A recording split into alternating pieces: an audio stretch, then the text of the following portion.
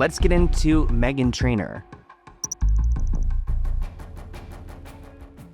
I feel like Meghan Trainor is an interesting person in the music industry. I don't know how I feel about her. I know she does not like me because she's close to Lou M. Taylor, who's tried to make me remove videos about Meghan Trainor, about Lindsay Lohan, about Britney Spears. She does not like me. I remember Meghan Trainor became super famous for her songs where she sang about her extra bass, her treble, not being a size 2 Barbie. And that was 10 years ago, so I give her a pass. She's allowed to become a different person. I mean, we saw Adele transform and you guys were okay with that, but Meghan Trainor has been attacked for her recent look. Meghan is one of the many celebrities who uses GLP-1s to lose weight, and she actually admits it too, which I respect because there's so many out there who would not. I started posting pictures of myself recently, just like how I always did, but for some reason, like, a flame went off and everyone got mad. Like, all my comments were just evil, like attacking me, just like, ew, don't recognize you, you're just a walking nose, crazy stuff, like mean. And I was like, this doesn't affect me. Yes, it did. I cried so much, they got to me. And so my therapist was like, you give them a lot of power. And I was like, yeah, I wish I didn't.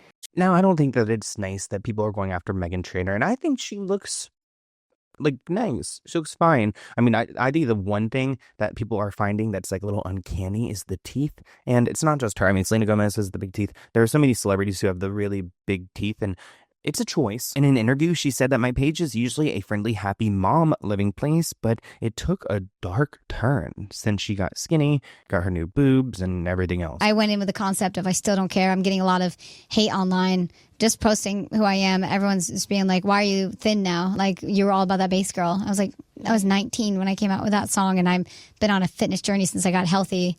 And it started with when I was pregnant, I had gestational diabetes, and I was like, oh, I got to learn about health and fitness. And if I want to tour forever, I got to be at my strongest. If I want to lift up my kids from their crib and not pull up my back. Like, so now I'm like strength training 3 times a week in the gym. And I am focused on health. And now I'm obsessed with like, how's my hormones? How's my gut? Because I just want to feel good, because this job is hard to do if you don't feel good. Now, the comments are mixed. One person writes, you can't create a brand, make a drastic change, and not expect backlash from your target market. How come her voice changes too? And somebody else said that she used to look so happy. Let's get into Wendy Williams. Wendy Williams has been trapped in a guardianship within New York, and she's been fighting to get out of it. But to get out of it, she has to prove that she doesn't have these diagnoses that the judge says she does. And this judge hates Wendy Williams. I'm pretty sure she works in the probate court in in my opinion, in some sketchy way, because like, why does she have so much hate for Wendy? Seems like she has a deal with Sabrina Morsi, who's Wendy's current guardian, and that's why she wants to keep Wendy so trapped. Reports say that Wendy Williams does not have the medical condition a judge has used to justify keeping her in the guardianship for more than 3 years. Wendy completed a bunch of different tests in New York City, and the neurologist concluded that she does not have frontal temporal dementia. Wendy Williams does not have frontal temporal dementia. Wendy Williams has been in a fight for months now over a prior diagnosis of frontotemporal dementia, and this is what caused a judge to keep her in her guardianship. We have recently heard Wendy Williams give horrific details about what it was like living in this guardianship, being stuck in the facility that she's forced to live in, barely getting outside, and barely being able to see family. Earlier this year, we also heard Wendy Williams say that she's not even sure how much money she has, that she believes that this guardian was even taking her money. Clearly, this conflicts with what Sabrina says that Wendy has. So Sabrina's been taking Wendy to a different doctor. Again, could it be a doctor who's involved in this probate system? I mean, after looking at Britney Spears' case, I definitely believe that these celebrities and rich people get trapped in these messes where the doctors, then the rehabs, and the lawyers get so much money off of them. So you mean to tell me that Wendy Williams wasn't crazy this whole time, that she didn't have dementia, and that she was kept on a conservative for 3 years for nothing? I don't know who needs to be sued, who needs to be fired, who needs to be put in jail, but no way. This comment reads, now sue Wells Fargo. And the person writes, she was silenced. We all thought this. And Jess writes, get her back on the screens, please. But even though this doctor says that she does not have this diagnosis, I don't know what could Wendy do with this? I mean, she could present it in the court, but the judge is who's really in charge. They might deem that this doctor was unfit enough, or they wanted to use their doctor. Either way, the judge has the last say, so I do feel like Wendy's still kind of stuck. Now that Wendy has her test results, we're told that her legal team will file docs in the courts within the next 2 weeks, but I don't think that this will all happen before the holidays. She'll probably still be in the guardianship until next year. If the judge says that they refuse to end the guardianship, it looks like lawyer Joe Cappuccina then will demand a jury trial and ask the jurors to free Wendy, which unfortunately I think will be the only way that Wendy Williams will get out, if she's got people who are unbiased in the courtroom and they vote to free her and to just overpower the judge. So we are sending good vibes to Wendy Williams and her team, and hopefully the judge just gives up. They've already drained her bank accounts. There's nothing left to take. Let's get into Justin Baldoni and Blake Lively.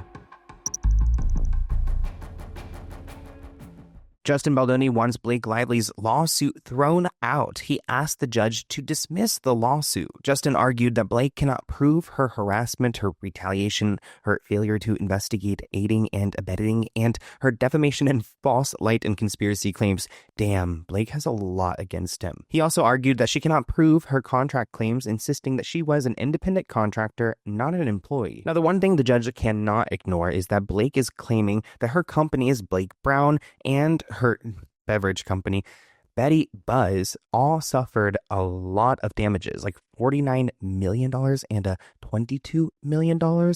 So that is what she's really going after him for. If the harassment and everything else is dismissed, this, I think, will continue. But Justin is arguing that Blake's lawsuit lacks standing to assert claims for lost profits or royalties, and he insisted that she cannot recover speculative lost profits. He's pretty much saying, the smear campaign or the hate train that Blake Lively experienced is not his fault, and he cannot be proved guilty as far as to responsible for all of that money in damages. Anyone who works with me, it's like drinking through a fire hose. You're like, well, I come in and I'm like, this is what we're going to do. Working with her is like drinking from a fire hose or ending up in the hospital. This comment pointed out the only smear campaign is the one that happened every time she spoke during her own interviews. Now, because we're getting closer to this actual court date, and because Justin wants this lawsuit dismissed, it seems like somebody's leaking some material to try to make their case. New footage from Ends With Us shows Blake allegedly improvising a kiss with Justin that was unscripted. Justin, by releasing this, is trying to prove that Blake was not uncomfortable throughout the movie, but she was the one making the move. Okay, so they're filming. We've got Blake approaching. And there we've got Justin's character. It's so interesting to see that this is not actually in the movie. Ooh.